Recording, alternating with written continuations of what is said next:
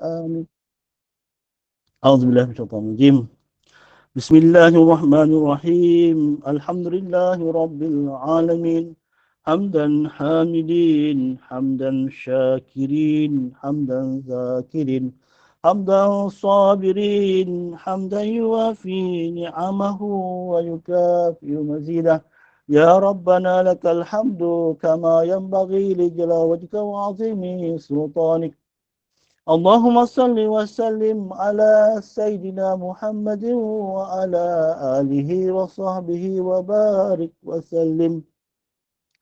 اللهم اغفر لنا ذنوبنا، اللهم اغفر لنا ذنوبنا ولوالدينا وارحمهم كما ربونا صغارا. من جميع المسلمين والمسلمات والمؤمنين والمؤمنات برحمتك يا أرحم الراحمين. اللهم جملنا بالعافية والسلامة، وحققنا بالتقوى والاستقامة، وأعذنا من موجبات الندامة في الحال والمال إنك سميع الدعاء. ربنا ظلمنا أنفسنا وإن لم تغفر لنا وترحمنا لنكونن من الخاسرين. ربنا لا تزغ قلوبنا بعد إذ هديتنا وهب لنا من لدنك رحمة إنك أنت الوهاب. اللهم إنا نسألك سلامة في الدين والدنيا والآخرة، وعافية في الجسد، وزيادة في العلم، وبركة في الرزق، وتوبة قبل الموت، ورحمة عند الموت، ومغفرة بعد الموت. اللهم هون علينا في سكرات الموت. اللهم هون علينا يا الله في سكرات الموت، والنجاة من النار، والعفو عند الحساب. اللهم اختم لنا بحسن الخاتمة، ولا تختم علينا يا الله بسوء الخاتمة. اللهم أرنا الحق حقا وارزقنا اتباعه، وأرنا الباطل باطلا وارزقنا اجتنابه.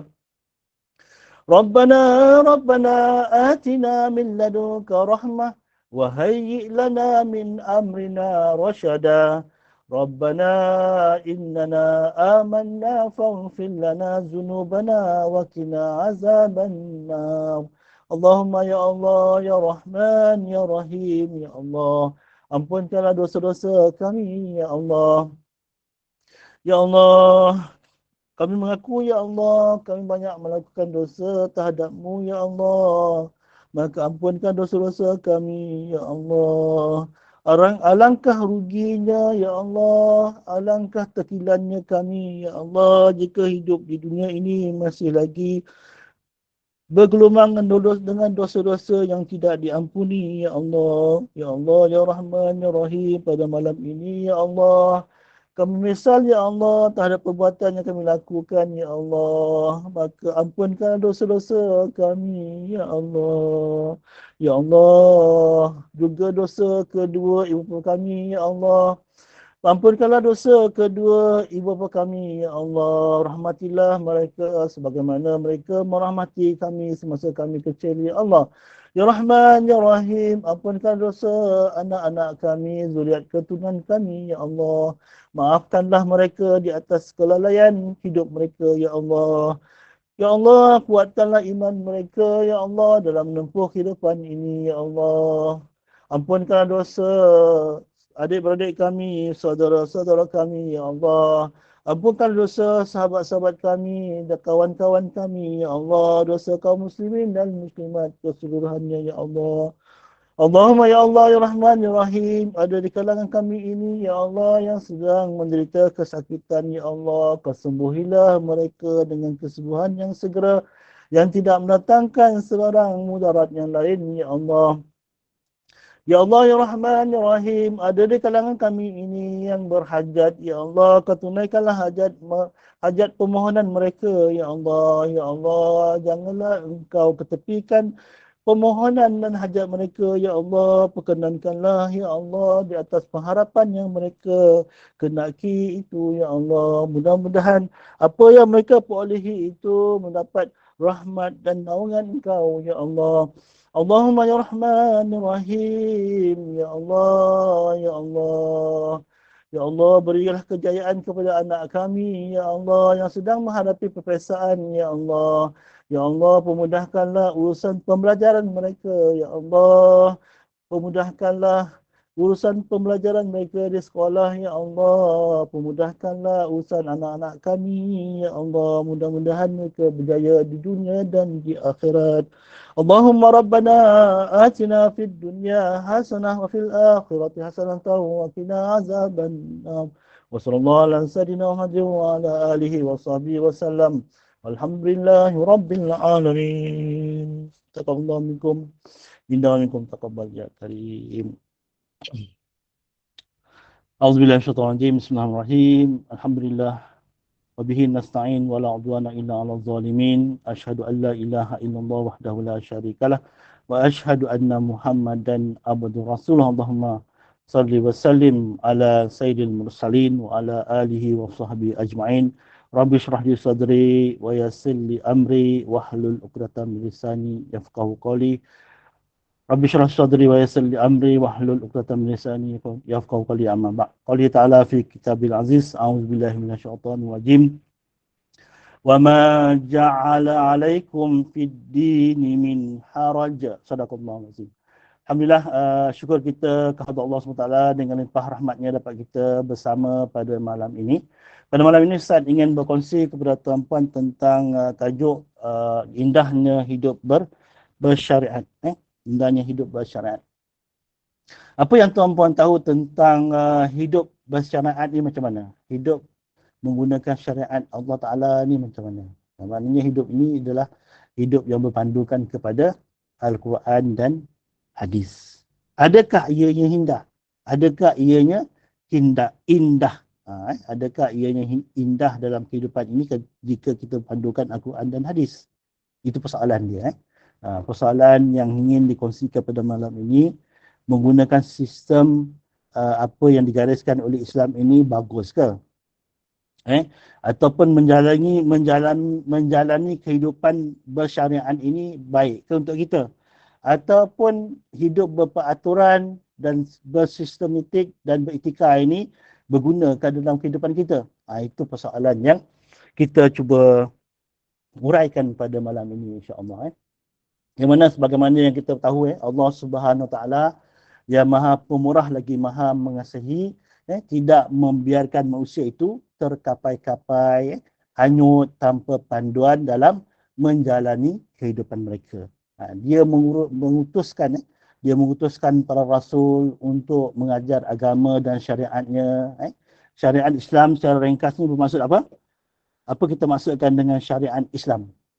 Maksudnya ialah segala ajaran, hukum hakam, peraturan, sistem dan etika hidup daripada Allah yang disampaikan melalui Rasulullah SAW bagi menyusun hubungan manusia dengan penciptanya dan hubungan manusia sesama manusia.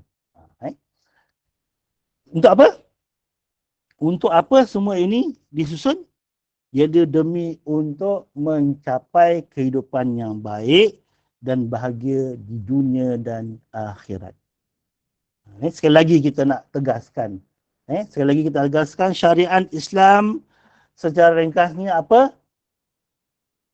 Segala ajaran agama kita lah. Segala ajaran Islam itu. Itu pertama. Yang kedua, hukum hakam dalam agama kita. Itu yang kedua. Yang ketiga, peraturan. Peraturan apa yang telah digariskan untuk kita? Itu adalah syariat. Kemudian sistem. Sistem maksud apa? Sistem kekeluargaan, sistem pentadbiran, sistem apa lagi? Sistem ekonomi. Semuanya ada dalam agama kita. Yang keempat ialah etika. Etika ni apa? Akhlak. Etika ini maksudnya apa? Cara kita nak bergaul, kita perlu beretika. Itu etika hidup. daripada apa yang kita dapat daripada Rasulullah SAW, iaitu bagi apa? Bagi menyusun hubungan kita ni dengan Allah dan juga hubungan kita sesama kita. Untuk apa? Bagi mencapai kehidupan yang baik dan bahagia di dunia dan akhirat. Itu yang pertama. Kemudian peranan syariat ni apa pula? Peranan syariat ni apa pula?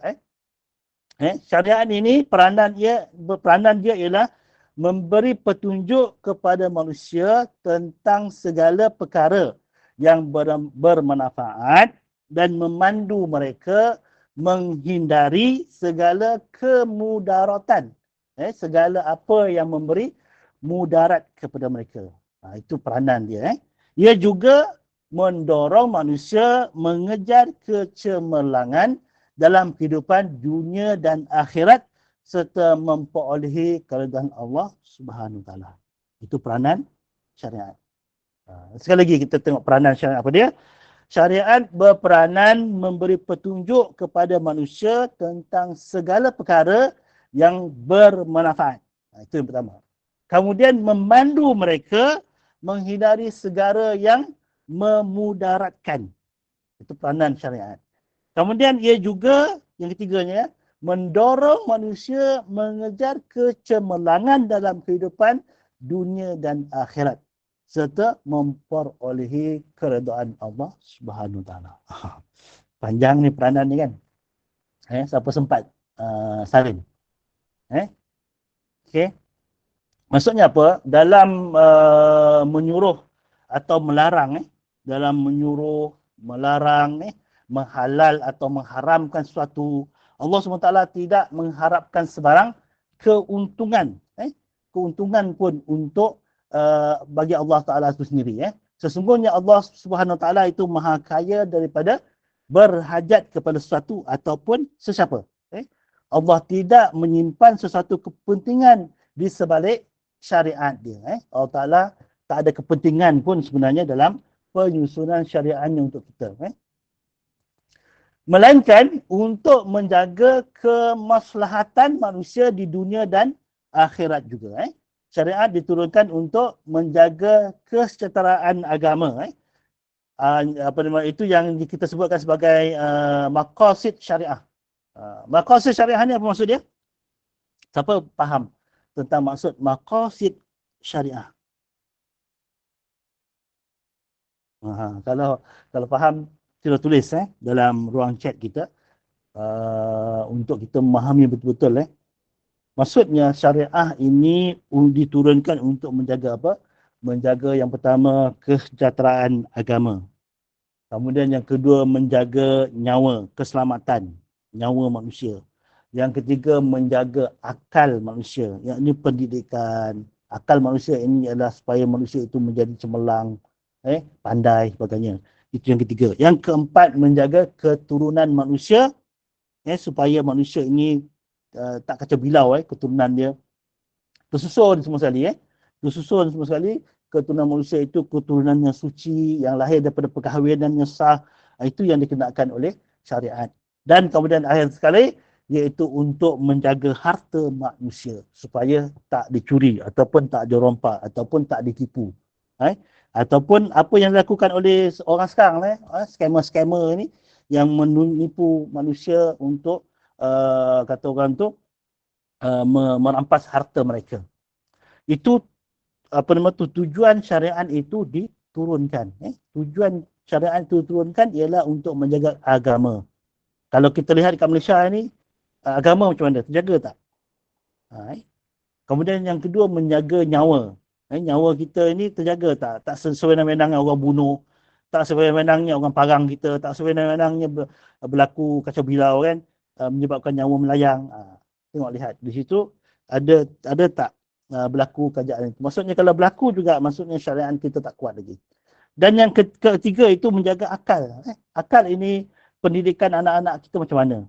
Bagi orang-orang yang miskin, orang susah ini bagaimana nak menerapkan ilmu kepada anak-anak kita.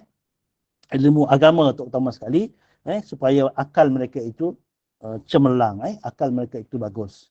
Kemudian menjaga keturunan. Menjaga keturunan ni kita fahamlah tentang perkahwinan umat Islam kat Malaysia ini memang tersusun lah dari segi syariat perkahwinan dia kan. Kalau nak kahwin daftar ke pejabat agama, kemudian pejabat agama akan melihat wali dia sah taraf atau anak tu adalah sah taraf atau tidak. Walinya bagaimana kan. Semua sekali kita dah susun yang itu mengenai perkahwinan keturunan, insya-Allah kita masih lagi boleh selamat. Dan kemudian harta manusia terjaga tak? Kalau kita lihat daripada apa yang Ibnu Qayyim Ibnu Qayyim ada menjelaskan hakikat tentang syariat ini ialah sesungguhnya binaan dan dasar maqasid syariah dibangunkan di atas hikmah dan kemaslahatan manusia dalam kehidupan sekarang dan kehidupan akan datang. Itu dikatakan oleh Ibnu Al-Qayyim. Iaitu hakikat dia apa dia? Untuk binaan dan dasar maqasid syariah ini dibangunkan di atas hikmah dan kemaslahatan manusia dalam kehidupan sekarang dan kehidupan yang akan datang, ini akhirat. Seluruh syariat adalah adil, rahmah, maslahah dan hikmah. Itu dikata oleh Ibnu Qayyim. Sebarang persoalan yang terkeluar daripada keadilan kepada kezaliman, daripada rahmat kepada sebaliknya, daripada maslahah yang dikebaikan kepada mafsadah iaitu kerosakan, dan daripada hikmah kepada sia-sia, maka ianya bukanlah daripada syariat. Perkara-perkara yang berkaitan apa yang terkeluar daripada keadilan, yang terkeluar daripada rahmat, yang terkeluar daripada kemaslahatan, yang terkeluar daripada hikmah, semuanya itu bukan perkara syariat.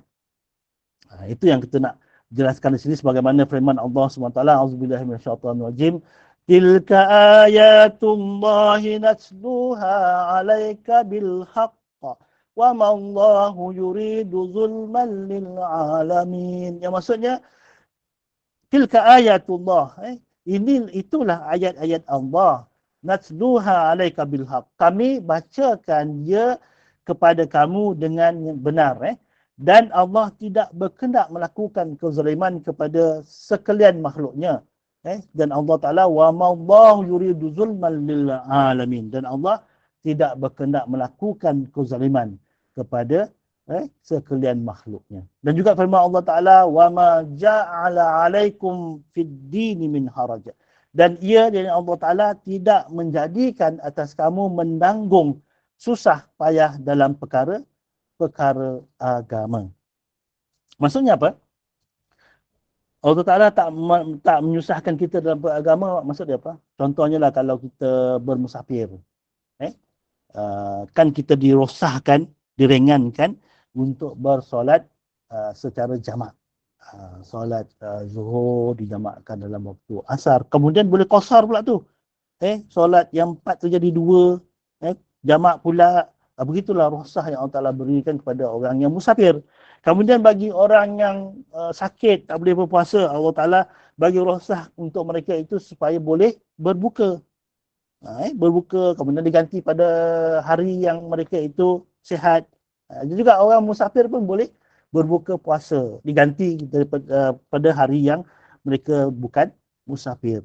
Itu di antara keringan-keringan yang Allah Ta'ala bagikan untuk kita supaya agama ini tidak memberatkan. Tapi orang kita ni, wallahu a'lam macam mana kan, mereka itu sanggup meninggalkan solatnya kerana berjalan, sanggup meninggalkan semua sekali kerana kerja. Itu yang masalahnya. Iaitu untuk mencapai perkara ini, syariat ditegakkan berasaskan kepada apa? Kepada kesederhanaan. Ataupun dalam bahasa Arabnya, wasatiyah. Dan juga ditegakkan dengan keseimbangan ataupun tawazun. Dan meliputi seluruh urusan kehidupan, iaitu syumul. Tiada konflik antara keperluan roh dan jasad. Tiada perebutan antara individu, keluarga dan masyarakat. Itu yang dikatakan syariat ini ditegakkan atas asal-asal dan dasar begitu. Maksudnya secara kesederhanaan. Maksudnya taklah kata orang tu syariat ni melampau-lampau. Contohnya macam perempuan keluar digalakkan untuk bertutup, berpurdah, digalakkan. Tapi kalau ikut kepada masyarakat kita, Imam Syafi'i membenarkan bagi masyarakat yang aman, boleh buka muka. Itu kesederhanaan tu tak adalah. Kata orang tu bila dah tutup muka tu, tak boleh langsung buka, haram.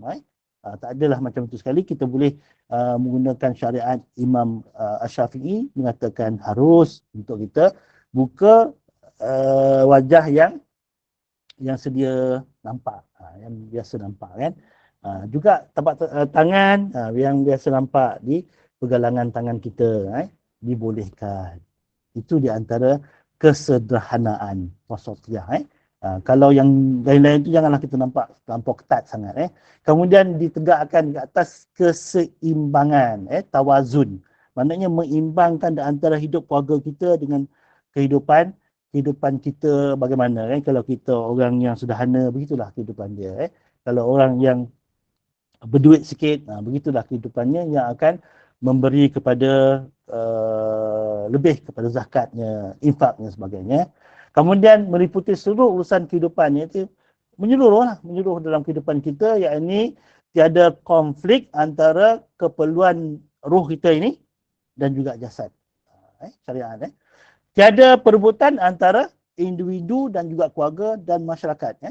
Dan juga tiada pemisahan antara urusan dunia dan agama.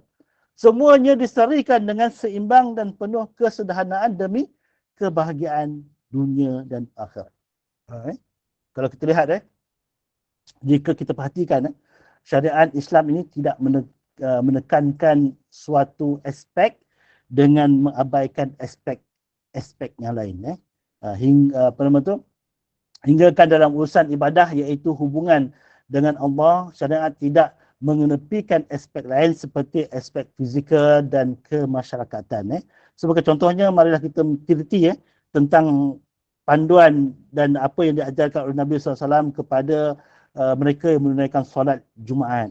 Nabi SAW bersabda, "La yaghtasilu rajulun yawmal jum'ah wa yatatahharu mastata'a min tuhrin wa yaddahinu min duhni aw yamassu min tibi baitihi thumma yakhruju fala yufarriqu baina ithnaini thumma yusalli ma kutiba lah thumma yunsitu idza takallama al-imam illa wufira lahu ma bainahu wa bainal jum'ah al-ukhra."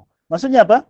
Mana-mana laki-laki yang mandi pada hari Jumaat, menyucikan dirinya semampu yang boleh, meminyaki, iaitu memakai minyak wangi ataupun menyapu bau-bauan yang ada di rumahnya, kemudian dia keluar ke masjid, lalu tidak merempuh antara dua jamaah yang hadir, kemudian dia bersolat, bersembahyang yang dituntut dalam dalam masjid tersebut, kemudian dia diam apabila imam berkhutbah, tidaklah dia melakukan semua itu melainkan diampunkan dosanya antara Jumaat itu dengan Jumaat yang lain. Hadis riwayat Al-Bukhari. Cuba kita lihat betapa indahnya syariat Islam yang dianjurkan oleh baginda Rasul sallallahu alaihi wasallam. Ia menggabung jalinkan antara kebersihan tubuh badan, kewangian bau, ketertiban tingkah laku, maksudnya tidak melanggar orang ataupun tak merempuh antara dua jemaah itu, iaitu tertib, dan kesempurnaan ibadah sebagai satu package. Syariat lain manakah, kalau kita lihatlah kan, kalau kita lihat syariat lain manakah lagi yang menjadi kebersihan dan wangian sebagai jalan mendekati Tuhan dan memperoleh keampunannya. Cuba kita lihat. Ada tak agama yang mengajar yang demikian? Maksudnya apa yang diajar oleh Rasulullah SAW ini cukup baik dah, cukup murni dah, cukup bagus dah. Bila pergi sembahyang Jumaat itu, kalau kita boleh mandi, bersihkan diri, berwangi-wangian, kemudian kita pergi masjid dalam keadaan sopan, kemudian tidak lalu di kalangan jemaah itu tak kata orang langkah-langkah orang, lumpuh orang, tak. kemudian kita duduk sampai ke masjid itu solat tahiyatul masjid, solat duduk sebagainya. Kemudian kita diam apabila khatib sedang khutbah, tidak tidaklah dia melakukan semua itu melainkan diampunkan dosanya antara Jumaat itu dengan Jumaat yang akan datang. Seminggu Allah Ta'ala ampunkan dosa dia. Cuba kita lihat betul-betul alangkah indahnya hidup bersyariat ini. Kita lihat lagi agama Islam dan syariatnya merupakan nikmat teragung dan paling sempurna yang dikurniakan Allah kepada manusia. Alangkah besar perbezaan antara kehidupan bersyariat dengan kehidupan tak bersyariat.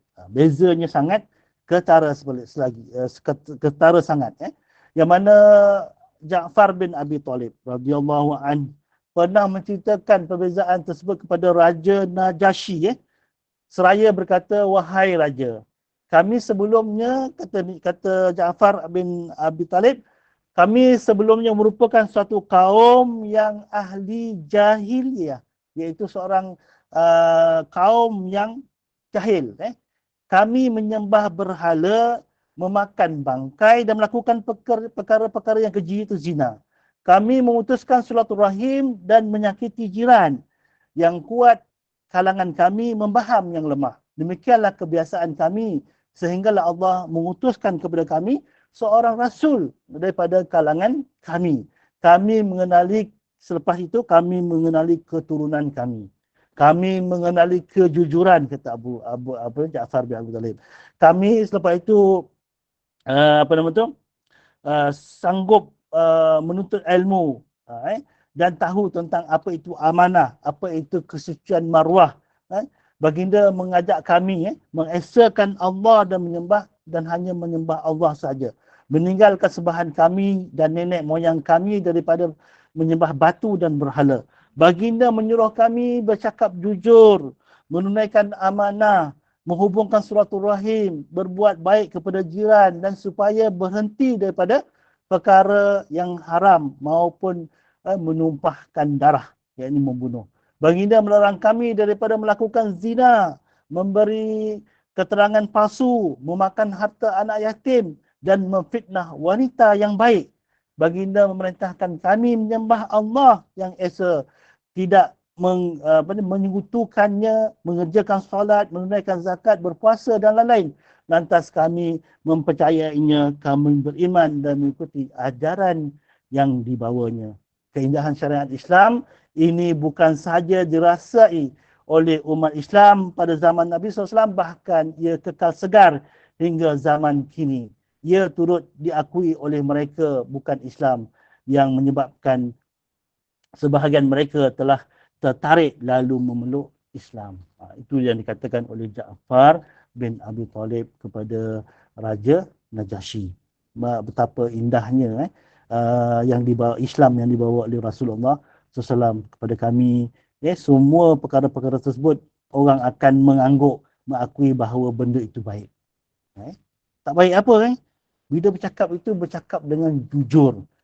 Bila berjanji itu janji tepati, menunai amanah.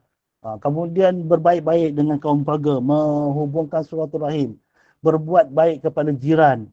Semua itu baik. Tak ada agama pun yang mengatakan ianya jahat. Begitu juga kalau kita lihat ilmuwan barat ada mengatakan kepada kita daripada Dr. Douglas Archer dalam kajian PhD ni yang berkaitan dengan pendidikan dan pembangunan mak bangsa, di sinilah katanya saya mengenali perkara yang diperlukan oleh bangsa-bangsa dalam pembangunan sosial, ekonomi dan politik mereka. Demikian juga pembangunan rohani. Saya dapati, kata Dr. Douglas, bahawa rukun-rukun Islam yang asasi telah mempersembahkan dasar yang agung dan kaedah yang berharga dalam pembangunan sosial, ekonomi dan kerohanian sesuatu bangsa. Itu ikut kajian PhD dia mengenai rukun-rukun Islam yang telah pun dia kaji. Semua orang cakap baik. Tak ada orang yang menafikan syariat, keindahan hidup bersyariat itu.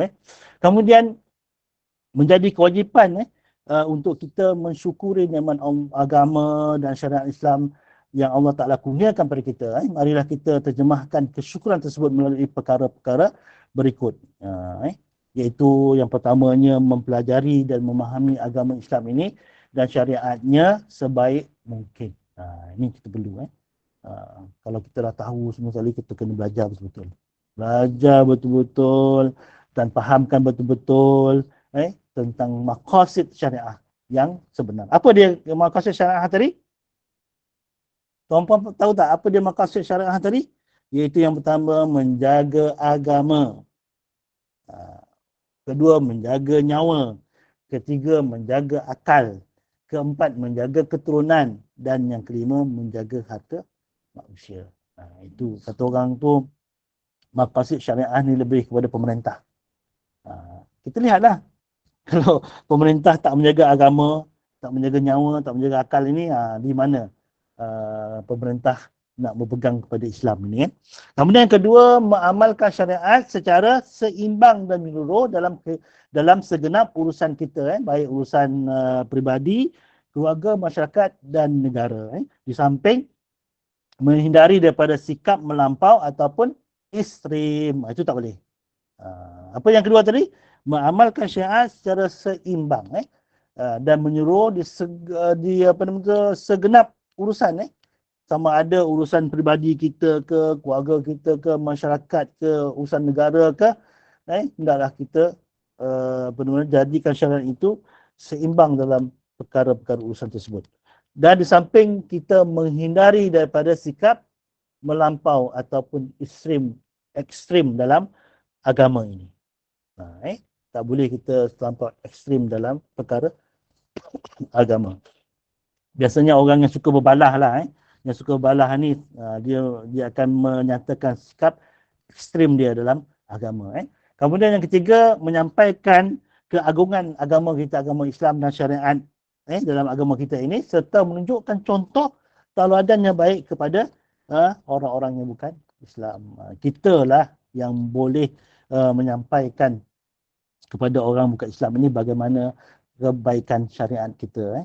Itulah yang ingin Ustaz kongsikan pada malam ini, bahawa kita perlu untuk mendalami ilmu kita bagi memahami apa yang dikatakan indahnya hidup bersyariat. Jangan kita melihat orang lain dulu kan. Kita lihat diri kita dan keluarga kita dulu. Adakah kita nak menjalankan kehidupan kita bersyariat ini ataupun tidak? Yang pertama sekali ialah kita kena pastikan diri kita, keluarga kita tak tinggalkan solat. Itu yang pertama. Kemudian yang kedua, pastikan kita dan diri kita tidak mendedahkan aurat. Yang kedua. Kemudian yang ketiga, pastikan diri kita dan keluarga kita menjauhi maksiat. Itu perkara-perkara yang besar lah.